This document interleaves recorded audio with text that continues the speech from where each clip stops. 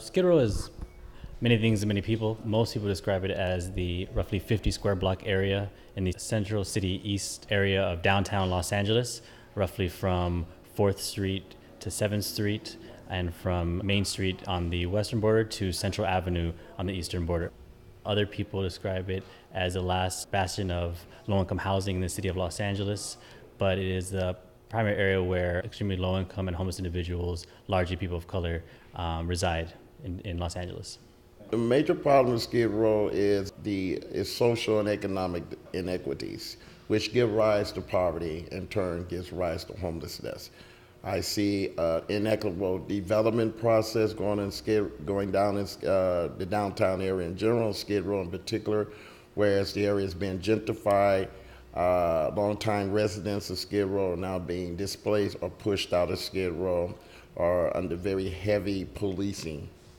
It's always been a tension between LAPD officers who tend to want to clean up, quote unquote, Skid Row by taking people's private property, what they view as trash, right? People living on the street who have no storage facilities like you or I might have, and throwing them away. Largely because of complaints from the business community who are trying to, quote unquote, again, clean up Skid Row. What they call redevelopment and revitalization, we see as gentrification. Lofts, boutique shops, art galleries, dog shops, and that kind of thing. And so in 2006, they used what is called the Safer Cities Initiative and a quote unquote community policing model to introduce over 100 officers in the community.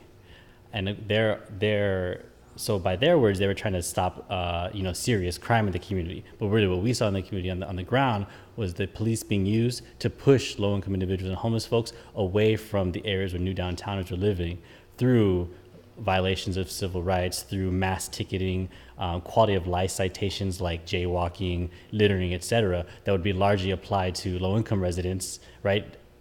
Therefore disincentivizing them from being in certain areas and not being applied to new downtowners who could walk around with red Dixie cups, drinking alcohol, et cetera, and not have the same kind of enforcement of those same laws applied to them.